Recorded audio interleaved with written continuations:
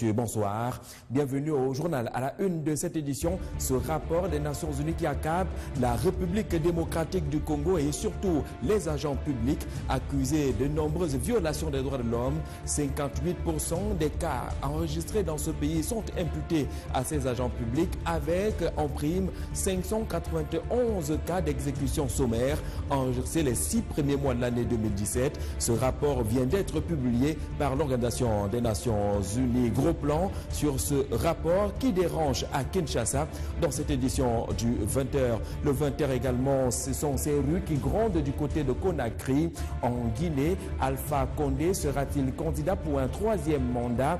Les manifestations de contestation sont déjà enregistrées dans les rues de Conakry avec arrestations, interpellations et autres.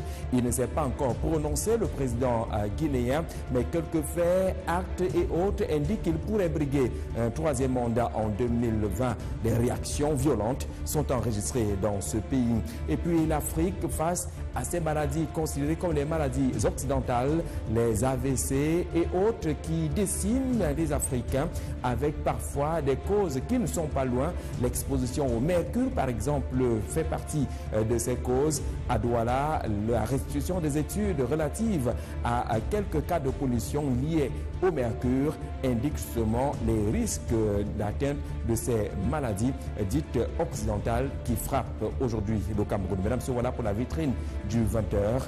Une fois de plus, bonsoir et bienvenue. Dans cette édition, on vous présentera également les images exclusives de cet accident de train qui vient d'être enregistré dans la localité de Makondo, arrondissement de Ngui. C'est un train marchandise qui partait de Douala pour Yaoundé qui a connu cet accident au carreau. Selon les dernières informations, un mort. Nous y reviendrons.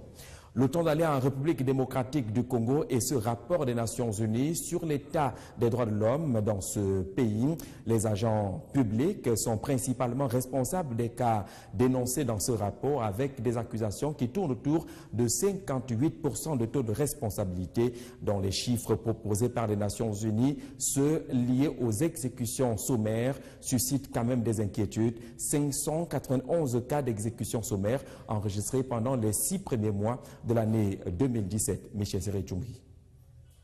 Le rapport que vient de publier le Bureau conjoint des Nations Unies aux droits de l'homme dresse un bilan inquiétant de la situation des droits de l'homme en République démocratique du Congo pour le premier semestre de l'année 2017.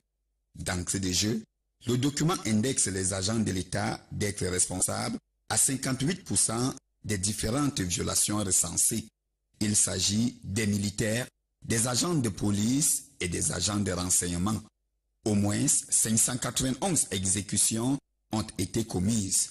Les provinces du Kasaï, Kasaï central et Kasaï oriental sont les plus touchées. De façon un peu plus détaillée, l'armée est accusée d'avoir exécuté au moins 428 personnes, dont 17 femmes et 140 enfants. La mort de 37 personnes, dont 3 femmes, est par ailleurs attribuée aux miliciens. L'ONU, dans son rapport, fait également état de 80 fosses communes au moins documentées. Elles auraient été creusées à la suite des affrontements entre miliciens et armées. 42 de ces fosses sont bien évidemment attribuées à l'armée. S'agissant toujours des violations des droits de l'homme, le document évoque une hausse des cas de viol, soit 210, une hausse des décès en prison et plus de 5500 évasions.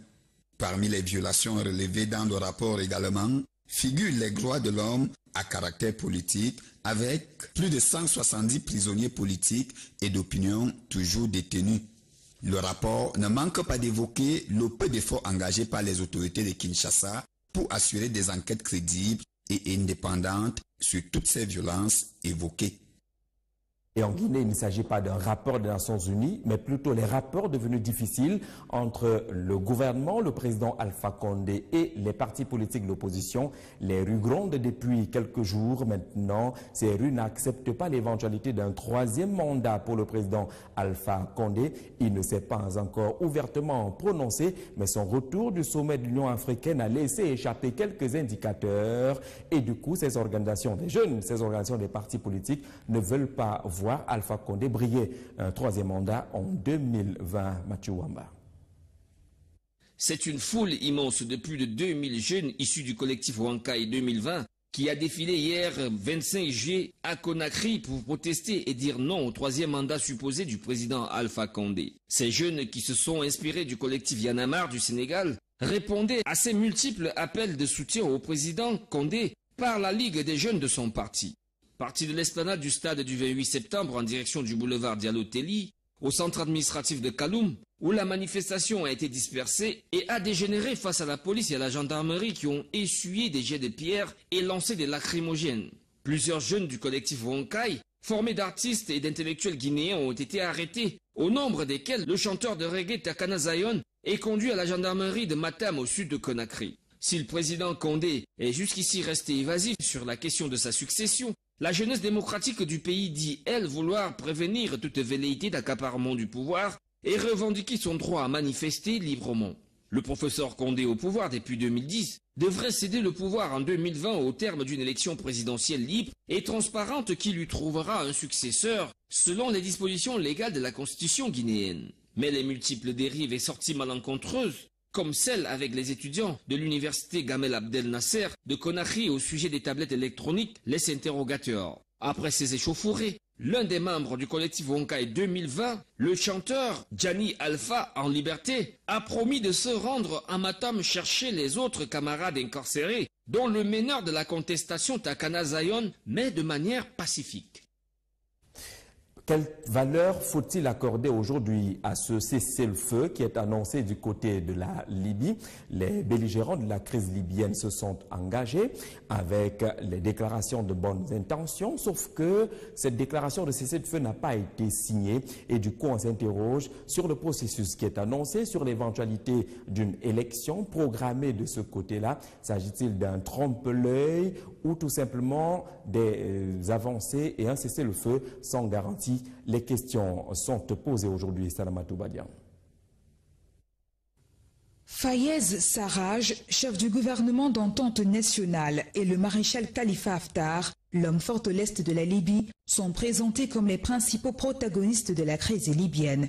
En effet, depuis la chute du colonel Muammar Kadhafi en 2011, l'on assiste à une balkanisation du pays. Le gouvernement de Tripoli bénéficie d'une légitimité politique reconnue par la communauté internationale, tandis que la puissance de l'Est gère le terrain militaire. Cependant, pour aider à sortir la Libye de cette crise, l'option d'une réconciliation a été adoptée. Pour la première fois, deux grands rivaux, deux frères ennemis, qui se disputent le contrôle de la Libye et qui hier n'arrivaient même pas à s'asseoir, encore moins s'entendre, se sont accordés sur une déclaration sous les auspices du président français Emmanuel Macron à la Selle Saint-Claude en région parisienne. Le Premier ministre Sarraj et le maréchal Haftar ont agréé un texte évoquant un cessez-le-feu et la tenue d'élections au printemps 2018, mais ne l'ont pas encore signé. Néanmoins, pour certains observateurs, c'est déjà une étape vers la reconstruction, comme l'évoque le document qui précise également une feuille de route pour la défense et la sécurité du territoire libyen contre les menaces et les trafics. Sauf que pour les plus sceptiques, un risque de créer un troisième parlement et d'accroître encore les fractures plane. Car, rappelons-le, il existe de nombreux clans rivaux organisés en milices qui s'affrontent. Djihadistes et autres mouvements armés écument actuellement la bande sahélo-saharienne. Et même dans les deux camps, la communication n'est pas des plus fluides. Par ailleurs, le document, en 10 points, réaffirme que seule une solution politique permettra de sortir de la crise libyenne et réitère la validité des accords de Skirat au Maroc signés en 2015 sous l'égide de l'ONU. Tout de même, c'est un pas considéré succès diplomatique en attendant véritablement l'effectivité sur le terrain. On vous l'a déjà dit dans la page nationale de ce journal, la page camerounaise. On vous présentera les images de cet accident de train, mais également on vous proposera la lecture de ce préavis de grève qui vient de l'archidiocèse de Bertoua. Ce sont les membres de la communauté chrétienne qui annoncent une grève le 30 juillet prochain. Ils sont contre la gestion de l'archidiocèse par l'actuel archevêque. Vous aurez lecture intégrale. Le temps d'aller à Douala et ce rapport, cette restitution d'une étude qui parle de l'état de pollution, notamment dans la zone industrielle. Avec l'exposition au mercure, de plus en plus des cas de pollution exposent les Africains, notamment les habitants de la capitale économique, à ces différentes maladies qui sont considérées comme les maladies occidentales, mais qui sont de plus en plus présentes chez nous, les AVC et les autres. Que dit exactement ce rapport? Marie Aligui. Placé parmi les 10 substances les plus dangereuses pour la santé, le mercure est de plus en plus présent dans nos espaces de vie. Vous pouvez être exposé même simplement dans votre maison. Lorsqu'un thermomètre à mercure se casse, vous essayez de nettoyer, vous croyez que vous avez nettoyé, ça peut rester là 15 ans. Donc évitez les thermomètres à mercure, évitez les produits cosmétiques qui sont éclaircissants, parce que c'est à base du mercure. Les ampoules économiques d'aujourd'hui contiennent du mercure, c'est la vapeur du mercure qui est là-dedans. Donc quand ça se cache chez vous, là, ça libère le mercure. Une étude menée en 2013 par le docteur Gilbert Kouepo démontre que l'exposition des populations au mercure est plus accentuée dans les villes portuaires et industrielles telles que Douala ou encore Bata. L'une des sources des expositions de contamination du mercure, c'est par exemple les entreprises. Par exemple, on a les cimenteries, on a les fonderies, on a les entreprises de production de peinture, on a les cabinets dentaires, on a la gestion des déchets ménagers. Tous les produits qui contiennent du mercure ajouté se retrouvent dans les ordures et qui parfois sont brûlés à l'air libre et le mercure est libéré. D'après les résultats des analyses, le taux d'exposition au mercure des échantillons prélevés varie entre 1,9 et 3,77 ppm, alors que la norme ne devrait pas excéder 1 ppm.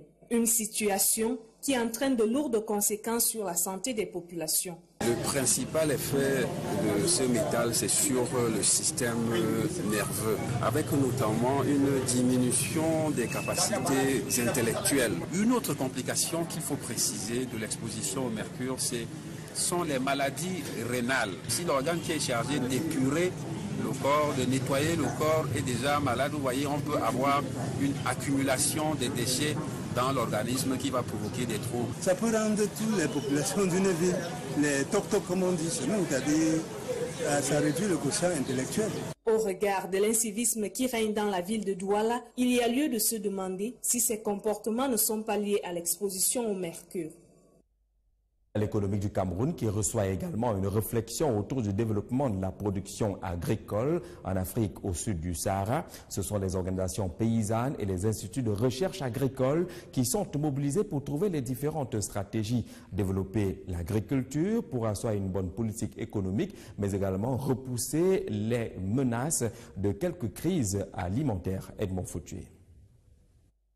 En affirmant que la terre ne manque pas, l'osage africain Paul Biya, président de la République du Cameroun, avait très vite compris que ses frères africains devraient retourner dans leurs champs fertiles pour booster les productions afin de réduire la pauvreté et l'insécurité alimentaire. Donc l'Afrique subsaharienne peut se nourrir, il suffit seulement qu'on puisse relier la recherche et la production agricole. Enfin, les chefs d'État et de gouvernement ont compris qu'il fallait évoluer vers l'agriculture de seconde génération. Déclaration faite à Maputo au Mozambique en 2003 et à Malabo en Guinée équatoriale en 2014. Quand vous parlez de l'agriculture, vous parlez déjà de la nourriture d'abord, avant les autres produits agricoles. Donc automatiquement, si l'agriculture ne réduit pas la famine, si elle ne réduit pas la pauvreté, c'est qu'elle ne joue pas du tout son rôle. Vous savez que le secteur agricole, c'est le secteur qui, aujourd'hui, porte un potentiel énorme en matière d'employabilité des jeunes. Pour parvenir au développement complet de l'agriculture en Afrique centrale, les leaders des organisations paysannes et des instituts nationaux de recherche agricole sont réunis à Douala au Cameroun. Ils recherchent les moyens pour briser les barrières qui freinent ce projet. Ainsi, l'aspect finance a été identifié comme une véritable contrainte. Aucune agriculture au monde ne peut fonctionner sans source de financement. Que les États membres de l'Union africaine puissent mettre au moins 10% de leurs budgets nationaux pour le financement de l'agriculture, pour espérer atteindre une croissance annuelle moyenne de l'ordre de 6% l'an. Mais ce financement public-là, il devrait être complété par un financement privé massif. Les assises de Douala vont durer 3 jours et les recommandations qui seront formulées iront dans le sens de mettre en application les objectifs du programme détaillé pour le développement de l'agriculture en Afrique.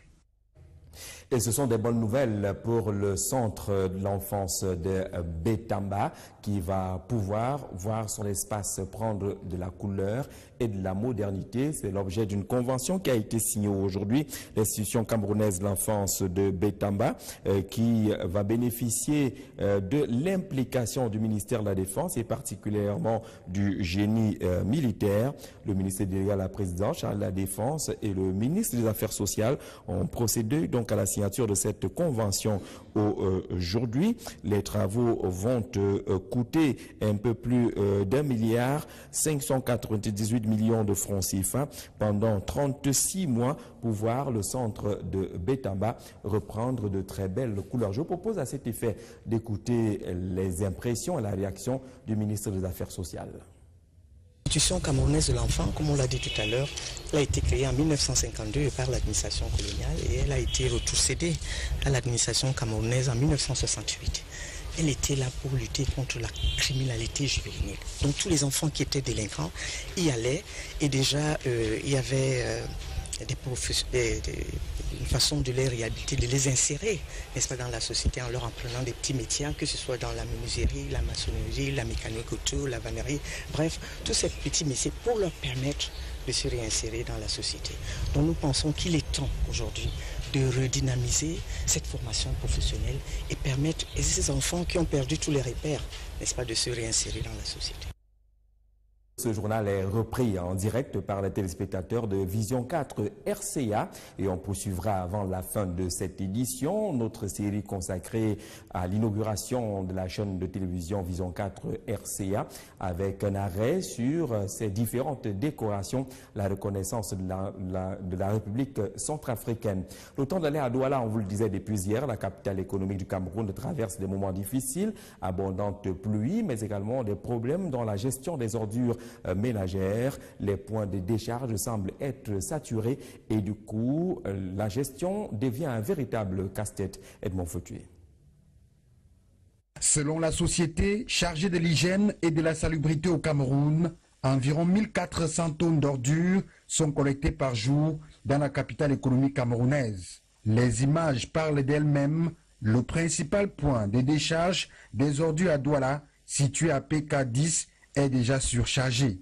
Conséquence, les poubelles remplies de déchets et autres tas de détritus sont abandonnés dans la nature durant des semaines, voire des mois. La décharge du génie militaire a été normale à un moment donné, mais aujourd'hui elle est dépassée. Elle est dépassée, la charge est trop forte et on ne peut plus continuer de travailler là. En saison des pluies, comme c'est le cas actuellement, la situation est de plus en plus grave. Les déchets sont déposés partout par des eaux. Les habitants de Douala suffoquent. La ville de Douala commence à avoir un problème sérieux de respiration, si on peut parler ainsi. Donc un certain nombre d'équipements collectifs deviennent très exigus par rapport à la ville de Douala. Toute la poubelle de sang, ça vient rester devant mon restaurant là. Il n'y a plus moyen, on ne respire pas. Cette décharge des déchets issus des fosses septiques situés au quartier Bois des Singes a été créée en 1988. Les bouts de vidange déversés ici prennent immédiatement la direction de la mangrove. La situation est grave, les infrastructures sont vieillissantes, les populations crient au scandale.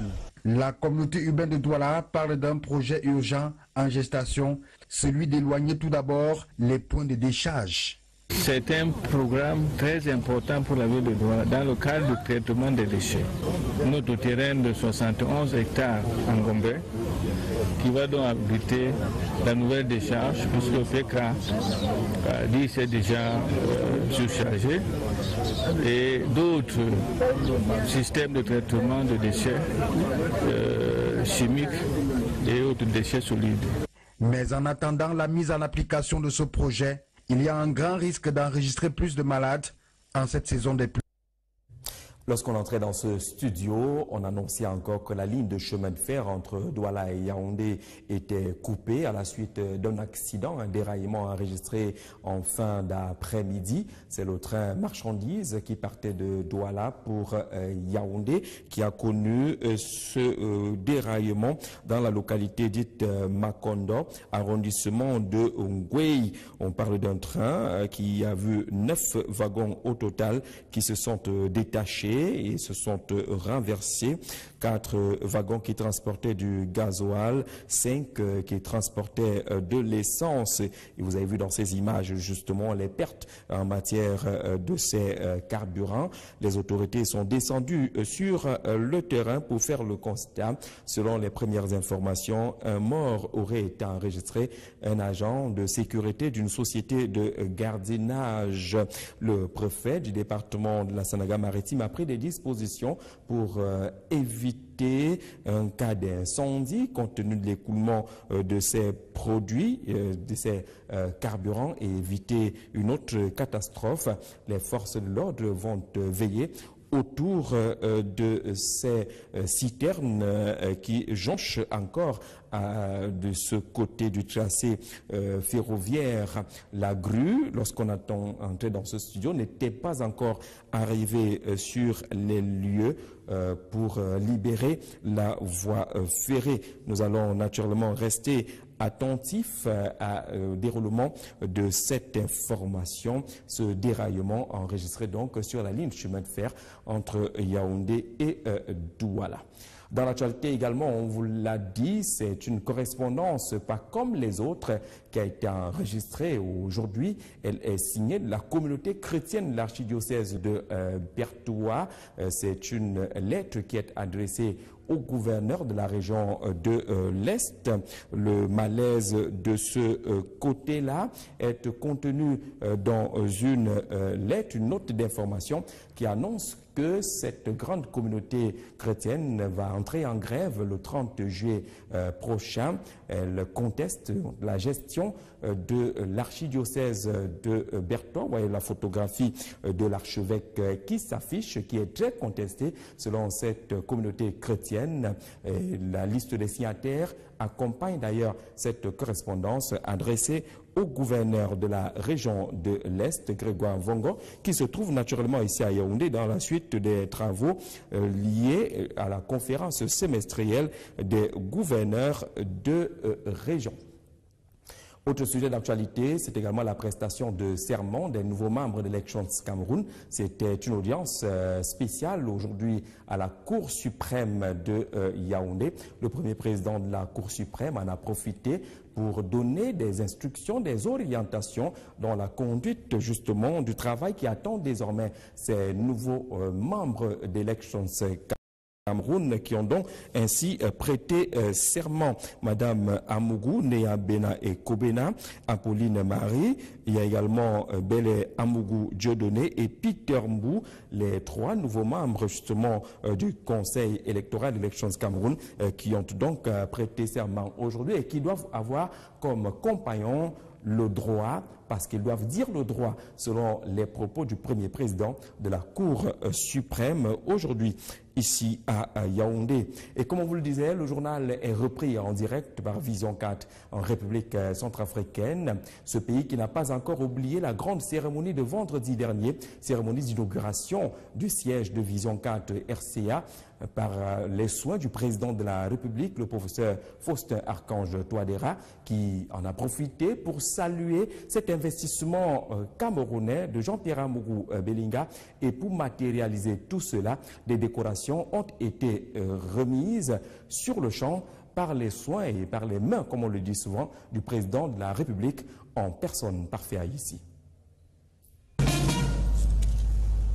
Monsieur Jean-Pierre Amougou Belinga, au nom de la Centrafricaine et en vertu des pouvoirs qui nous sont conférés, nous vous remettons la médaille d'officier dans l'ordre national de la reconnaissance centrafricaine. Le travail et le dynamisme du Camerounais Jean-Pierre Amougou Belinga viennent d'être reconnus en République centrafricaine. Il n'y avait pas mieux que le chef de l'État centrafricain pour le relever de manière exceptionnelle. Aux hommes valeureux, la nation reconnaissante. Une reconnaissance de l'État centrafricain au président directeur général du groupe L'Anecdote et promoteur des chaînes de télévision Vision 4. Officier de l'Ordre national de la valeur, la médaille a fièrement été apposée sur la poitrine de ce désormais incontournable des médias au Cameroun et en Afrique. Une véritable satisfaction. Un sentiment de fierté. Je vous rappelle qu'il y a eu quand même quelques détracteurs hier. Certains imposteurs ont appelé le Premier ministre pour dire que le président Biya interdisait cette cérémonie. Vérification faite, il s'agissait de petits jaloux. Je l'avais déjà dit, le train est parti de la gare, il a pris sa vitesse de croisière, rien n'arrêtera le groupe L'Anecdote. Donc c'est un sentiment de fierté et je ne peux être que fier de l'œuvre que tout le monde a pu abattre jusqu'à maintenant. Soulignons également que 3 autres collaborateurs du président directeur général du groupe L'Anecdote, Jean-Pierre Amourou-Belinga, ont été honorés au cours de la même cérémonie. Jean-Claude Foudabega, Ernest Obama et Michel Béné, tous élevés au rang de chevalier de l'Ordre national de la reconnaissance centrafricaine. Par cet acte fort du chef de l'État centrafricain, Faustin Archange Touadéra, plus besoin de vous faire un dessin pour comprendre que Vision 4 et son illustre promoteur sont plus que jamais déterminés à donner le ton de l'information et de la communication en Afrique. Et au sein du groupe L'Anecdote, c'est déjà priorité à de nouveaux projets, interconnexion totale avec Douala, interconnexion totale avec plusieurs capitales africaines, Libreville est dans la ligne de mire. Des opérations vont être menées de ce côté-là pour ajouter un pas de plus, une page de plus à la belle histoire de la couverture de tout le continent africain et de quelques pays européens par le groupe L'Anecdote et la chaîne de télévision Vision 4. Et comme un célèbre slogan le retient souvent au Cameroun, et ce n'est pas fini, c'est le temps de l'histoire, l'histoire écrite par le promoteur du groupe L'Anecdote, Ernest Obama. Le temps et l'histoire se sont donné rendez-vous ce vendredi à Bangui. Le professeur Faustin Archange Touadéra, président de la République, chef de l'État de la République centrafricaine, conforte son entrée par la grande porte dans l'histoire de son pays. Élu au terme d'un scrutin libre et transparent à 2 tours, salué et pris pour exemple par la communauté internationale, l'ancien étudiant de l'université de Yaoundé vient d'honorer une de ses promesses de campagne, à savoir permettre à la RCA de rattraper son retard dans le domaine de la communication. En venant en personne inaugurer la première chaîne de télévision privée à s'installer dans son pays, l'ancien recteur de l'université de Bangui réaffirme son désir de faire de la RCA un pays libre et stable, loin des images horribles et ignobles qui ont plongé la Centrafrique dans la léthargie. L'histoire, ce vendredi à Bangui, a choisi son temps et ses hommes. Et visiblement, l'homme du temps se nomme Jean-Pierre Amourou-Belinga. Patron du très prestigieux groupe international de communication L'Anecdote, dont les fleurons les plus en vue sont Vision 4 et le journal L'Anecdote, il a ce jour reçu la reconnaissance du peuple centrafricain à travers sa plus haute autorité. L'inauguration de Vision 4 RCA, au-delà de la confirmation du leadership de la chaîne dans la sous-région, vient magnifier le dynamisme du secteur privé camerounais impulsé par le chef de l'État, Paul Biya. Faustin Archange Touadéra et Jean-Pierre Amourou-Belinga sont donc le symbole d'une Afrique qui gagne, une Afrique forte qui caresse le rêve de sortir le continent noir du sous-développement grâce à une coopération sud-sud. Après Brazzaville, au Congo, Malabo en Guinée équatoriale, Paris en France, l'ouverture de Vision 4 RCA est la preuve, s'il en fallait encore, que Jean-Pierre Amourou-Belinga, comme Christophe Colomb, est résolument engagé à la conquête de l'Afrique. Vision 4, la chaîne africaine, est donc loin d'être un concept creux, mais une réalité. Et je vous donne lecture intégrale de cette lettre de la communauté chrétienne de l'archidiocèse de Berthois dans son intégralité. Cette communauté chrétienne, dans cette note d'information adressée au gouverneur de la région de l'Est, écrit ceci à Monsieur le gouverneur de la région de l'Est de Berthois.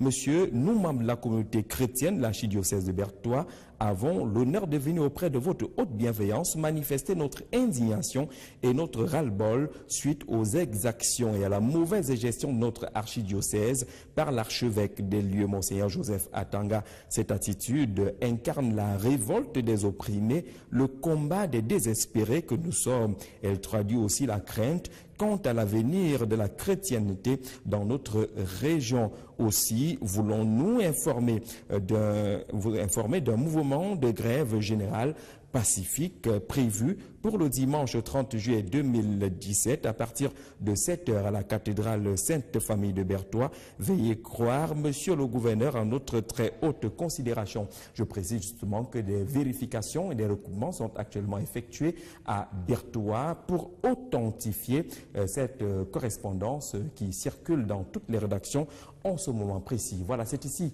que se referme cette édition du journal. Au nom de toutes les équipes techniques et rédactionnelles, merci de l'avoir suivi. Passez une magnifique soirée sur les antennes de Vision 4.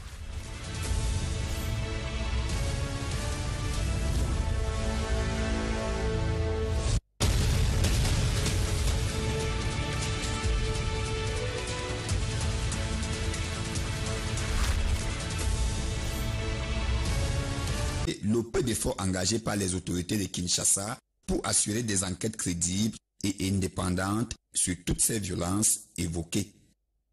Et en Guinée, il ne s'agit pas d'un rapport des Nations Unies, mais plutôt les rapports devenus difficiles entre le gouvernement, le président Alpha Condé et les partis politiques de l'opposition. Les rues grondent depuis quelques jours maintenant. Ces rues n'acceptent pas l'éventualité d'un troisième mandat pour le président Alpha Condé. Il ne s'est pas encore ouvertement prononcé, mais son retour du sommet de l'Union africaine a laissé échapper quelques indicateurs. Et du coup, ces organisations des jeunes, ces organisations des partis politiques ne veulent pas voir Alpha Condé briller un troisième mandat en 2020. Mathieu Wamba. C'est une foule immense de plus de 2000 jeunes issus du collectif Wankai 2020 qui a défilé hier 25 juillet à Conakry pour protester et dire non au troisième mandat supposé du président Alpha Condé. Ces jeunes qui se sont inspirés du collectif Yanamar du Sénégal répondaient à ces multiples appels de soutien au président Condé par la Ligue des jeunes de son parti. Parti de l'esplanade du stade du 28 septembre en direction du boulevard Diallo-Telli, au centre administratif de Kaloum, où la manifestation a été dispersée et a dégénéré face à la police et à la gendarmerie qui ont essuyé des jets de pierre et lancé des lacrymogènes. Plusieurs jeunes du collectif Wankai, formés d'artistes et d'intellectuels guinéens, ont été arrêtés, au nombre desquels le chanteur de reggae Takana Zion est conduit à la gendarmerie de Matam au sud de Conakry. Si le président Condé est jusqu'ici resté évasif sur la question de sa succession, la jeunesse démocratique du pays dit, elle, vouloir prévenir toute velléité d'accaparement du pouvoir et revendiquer son droit à manifester librement. Le professeur Condé au pouvoir depuis 2010 devrait céder le pouvoir en 2020 au terme d'une élection présidentielle libre et transparente qui lui trouvera un successeur selon les dispositions légales de la constitution guinéenne. Mais les multiples dérives et sorties malencontreuses, comme celle avec les étudiants de l'université Gamel Abdel Nasser de Conakry au sujet des tablettes électroniques, laisse interrogateur. Après ces échauffourées, l'un des membres du collectif Wankai 2020, le chanteur Gianni Alpha en liberté, a promis de se rendre à Matam chercher les autres camarades incarcérés, dont le meneur de la contestation Takana Zion, mais de manière pacifique. Quelle valeur faut-il accorder aujourd'hui à ce cessez-le-feu qui est annoncé du côté de la Libye? Les belligérants de la crise libyenne se sont engagés avec les déclarations de bonnes intentions, sauf que cette déclaration de cessez-le-feu n'a pas été signée et du coup on s'interroge sur le processus qui est annoncé, sur l'éventualité d'une élection programmée de ce côté-là. S'agit-il d'un trompe-l'œil ou tout simplement des avancées et un cessez-le-feu sans garantie? Les questions sont posées aujourd'hui, Salamatou Badian. Fayez Sarraj, chef du gouvernement d'entente nationale, et le maréchal Khalifa Haftar, l'homme fort de l'Est de la Libye, sont présentés comme les principaux protagonistes de la crise libyenne. En effet, depuis la chute du colonel Muammar Kadhafi en 2011, l'on assiste à une balkanisation du pays. Le gouvernement de Tripoli bénéficie d'une légitimité politique reconnue par la communauté internationale, tandis que la puissance de l'Est gère le terrain militaire. Cependant, pour aider à sortir la Libye de cette crise, l'option d'une réconciliation a été adoptée. Pour la première fois, deux grands rivaux, deux frères ennemis, qui se disputent le contrôle de la Libye et qui hier n'arrivaient même pas à s'asseoir, encore moins s'entendre, se sont accordés sur une déclaration sous les auspices du président français Emmanuel Macron à la salle Saint-Claude en région parisienne. Le Premier ministre Sarraj et le maréchal Haftar ont agréé un texte évoquant un cessez-le-feu et la tenue d'élections au printemps 2018, mais ne l'ont pas encore signé. Néanmoins, pour certains observateurs, c'est déjà une étape vers la reconstruction, comme l'évoque le document, qui précise également une feuille de route pour la défense et la... Bonsoir, bienvenue au journal. À la une de cette édition, ce rapport des Nations Unies qui accable la République démocratique du Congo et surtout les agents publics accusés de nombreuses violations des droits de l'homme. 58% des cas enregistrés dans ce pays sont imputés à ces agents publics avec en prime 591 cas d'exécution sommaire enregistrés les 6 premiers mois de l'année 2017. Ce rapport vient d'être publié par l'Organisation des Nations Unies. Gros plan sur ce rapport qui dérange à Kinshasa dans cette édition du 20h. Le 20h également, ce sont ces rues qui grondent du côté de Conakry en Guinée. Alpha Condé sera-t-il candidat pour un 3e mandat? Les manifestations de contestation sont déjà enregistrées dans les rues de Conakry avec arrestations, interpellations et autres.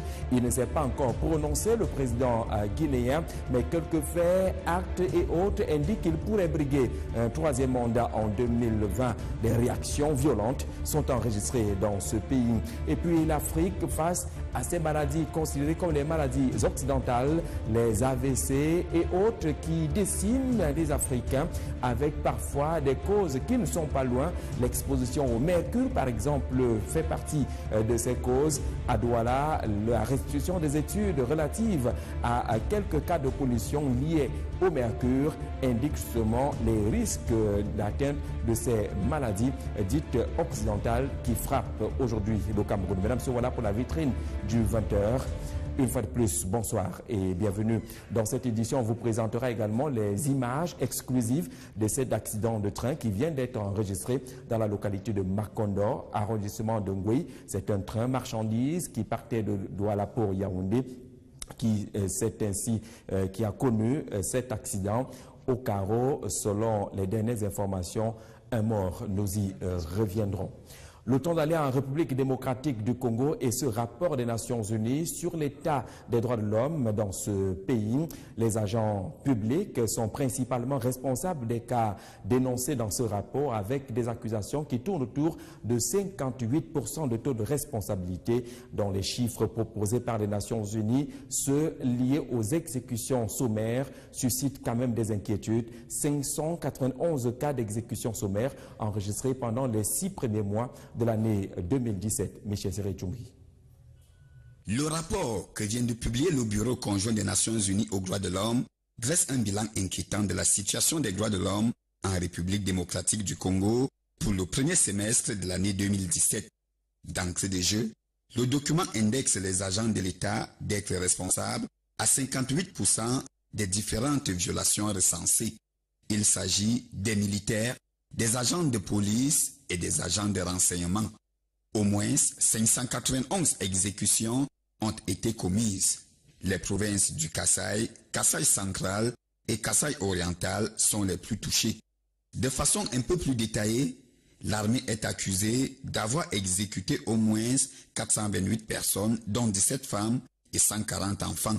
La mort de 37 personnes, dont 3 femmes, est par ailleurs attribuée aux miliciens. L'ONU, dans son rapport, fait également état de 80 fosses communes au moins documentées. Elles auraient été creusées à la suite des affrontements entre miliciens et armées. 42 de ces fosses sont bien évidemment attribuées à l'armée. S'agissant toujours des violations des droits de l'homme, le document évoque une hausse des cas de viol, soit 210, une hausse des décès en prison et plus de 5500 évasions. Parmi les violations relevées dans le rapport également, figurent les droits de l'homme à caractère politique avec plus de 170 prisonniers politiques et d'opinion toujours détenus.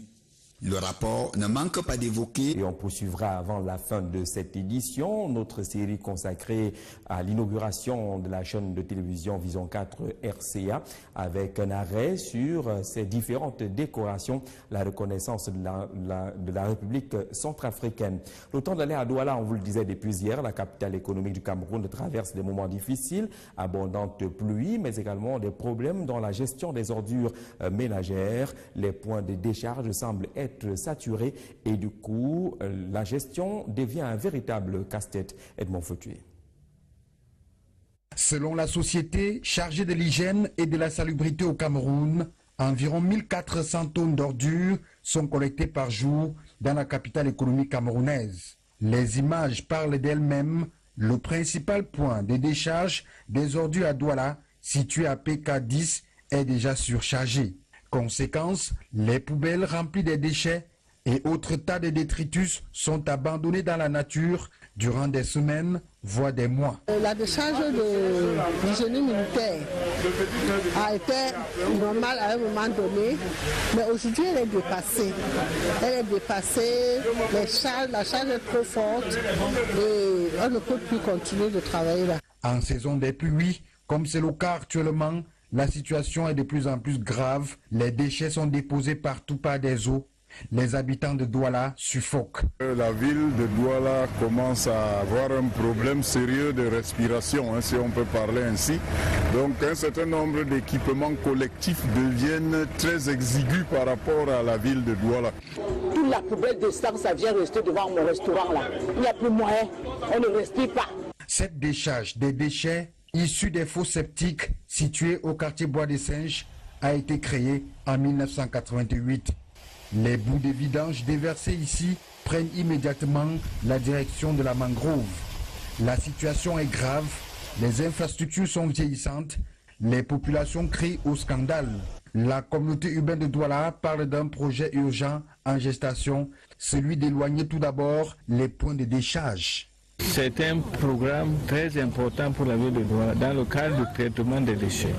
Notre terrain de 71 hectares en Gombe, qui va donc abriter la nouvelle décharge, puisque le PK 10 est déjà surchargé, et d'autres systèmes de traitement de déchets chimiques et autres déchets solides.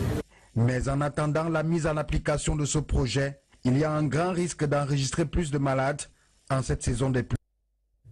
Lorsqu'on entrait dans ce studio, on annonçait encore que la ligne de chemin de fer entre Douala et Yaoundé était coupée à la suite d'un accident, un déraillement enregistré en fin d'après-midi. C'est le train marchandises qui partait de Douala pour Yaoundé qui a connu ce déraillement dans la localité dite Makondo, arrondissement de Ngwei. On parle d'un train qui a vu 9 wagons au total qui se sont détachés et se sont renversés. 4 wagons qui transportaient du gasoil, 5 qui transportaient de l'essence. Et vous avez vu dans ces images justement les pertes en matière de ces carburants. Les autorités sont descendues sur le terrain pour faire le constat. Selon les premières informations, un mort aurait été enregistré, un agent de sécurité d'une société de gardiennage.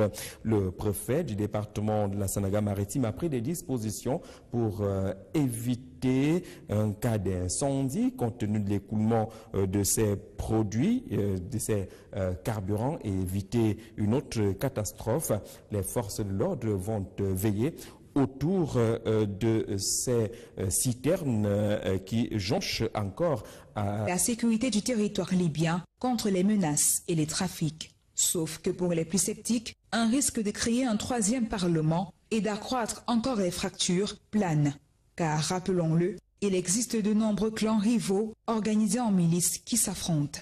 Djihadistes et autres mouvements armés écument actuellement la bande sahélo-saharienne. Et même dans les 2 camps, la communication n'est pas des plus fluides.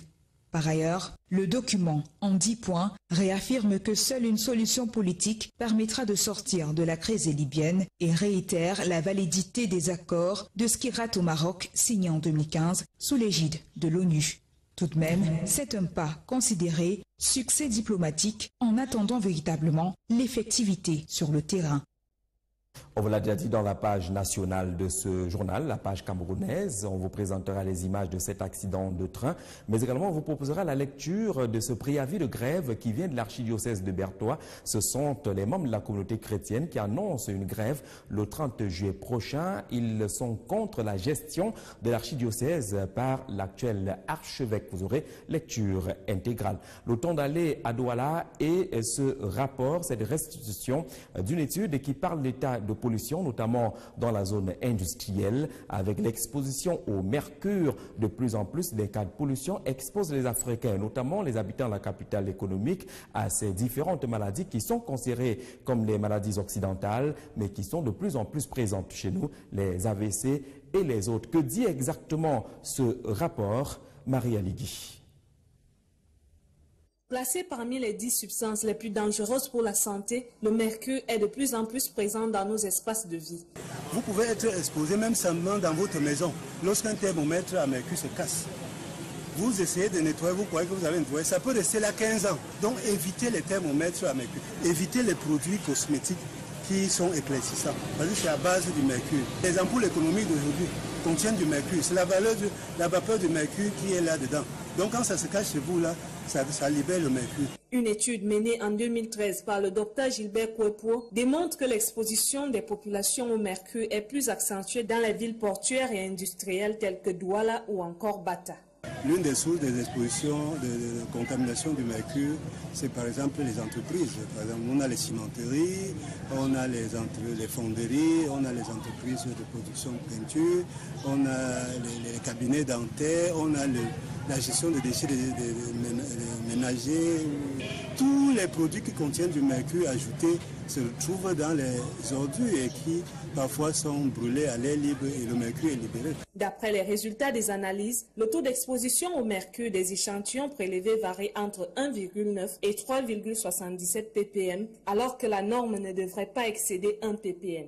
Une situation qui entraîne de lourdes conséquences sur la santé des populations. Le principal effet de ce métal, c'est sur le système nerveux, avec notamment une diminution des capacités intellectuelles. Une autre complication qu'il faut préciser de l'exposition au mercure, sont les maladies rénales. Si l'organe qui est chargé d'épurer le corps, de nettoyer le corps est déjà malade, vous voyez, on peut avoir une accumulation des déchets dans l'organisme qui va provoquer des troubles. Ça peut rendre toutes les populations d'une ville, les toc-toc comme on dit chez nous, c'est-à-dire ça réduit le quotient intellectuel.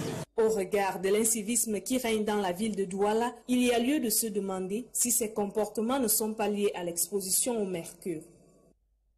L'économique du Cameroun qui reçoit également une réflexion autour du développement de la production agricole en Afrique au sud du Sahara. Ce sont les organisations paysannes et les instituts de recherche agricole qui sont mobilisés pour trouver les différentes stratégies. Développer l'agriculture pour asseoir une bonne politique économique, mais également repousser les menaces de quelques crises alimentaires. Edmond Foutué. En affirmant que la terre ne manque pas, le sage africain Paul Biya, président de la République du Cameroun, avait très vite compris que ses frères africains devraient retourner dans leurs champs fertiles pour booster les productions afin de réduire la pauvreté et l'insécurité alimentaire. Donc l'Afrique subsaharienne peut se nourrir, il suffit seulement qu'on puisse relier la recherche et la production agricole. Enfin, les chefs d'État et de gouvernement ont compris qu'il fallait évoluer vers l'agriculture de seconde génération. Déclaration faite à Maputo au Mozambique en 2003 et à Malabo en Guinée équatoriale en 2014. Quand vous parlez de l'agriculture, vous parlez déjà de la nourriture d'abord, avant les autres produits agricoles. Donc automatiquement, si l'agriculture ne réduit pas la famine, si elle ne réduit pas la pauvreté, c'est qu'elle ne joue pas du tout son rôle. Vous savez que le secteur agricole, c'est le secteur qui aujourd'hui porte un potentiel énorme en matière d'employabilité des jeunes.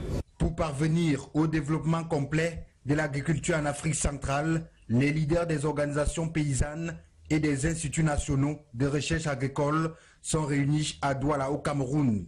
Ils recherchent les moyens pour briser les barrières qui freinent ce projet. Ainsi, l'aspect finance a été identifié comme véritable contrainte. Aucune agriculture au monde ne peut fonctionner sans source de financement. Que les États membres de l'Union africaine puissent mettre au moins 10% de leurs budgets nationaux pour le financement de l'agriculture, pour espérer atteindre une croissance annuelle moyenne de l'ordre de 6% l'an. Mais ce financement public-là, il devrait être complété par un financement privé massif. Les assises de Douala vont durer 3 jours et les recommandations qui seront formulées iront dans le sens de mettre en application les objectifs du programme détaillé pour le développement de l'agriculture en Afrique. Et ce sont des bonnes nouvelles pour le centre de l'enfance de Bétamba qui va pouvoir voir son espace prendre de la couleur et de la modernité. C'est l'objet d'une convention qui a été signée aujourd'hui. L'institution camerounaise de l'enfance de Bétamba qui va bénéficier de l'implication du ministère de la Défense et particulièrement du génie militaire. Le ministère délégué à la présidence, chargé de la Défense et le ministre des Affaires sociales ont procédé donc à la signature de cette convention aujourd'hui. Les travaux vont coûter un peu plus d'1 milliard 598 millions de francs CFA pendant 36 mois pour voir le centre de Bétamba reprendre de très belles couleurs. Je vous propose à cet effet d'écouter les impressions et la réaction du ministre des Affaires sociales. L'institution camerounaise de l'enfant, comme on l'a dit tout à l'heure, elle a été créée en 1952 par l'administration coloniale et elle a été retrocédée à l'administration camerounaise en 1968. Elle était là pour lutter contre la criminalité juvénile. Donc tous les enfants qui étaient délinquants y allaient et déjà il y avait une façon de les réhabiliter, de les insérer, n'est-ce pas, dans la société en leur apprenant des petits métiers, que ce soit dans la menuiserie, la maçonnerie, la mécanique auto, la vannerie, bref, tous ces petits métiers pour leur permettre de se réinsérer dans la société. Donc nous pensons qu'il est temps aujourd'hui de redynamiser cette formation professionnelle et permettre à ces enfants qui ont perdu tous les repères, n'est-ce pas, de se réinsérer dans la société. Ce journal est repris en direct par les téléspectateurs de Vision 4 RCA.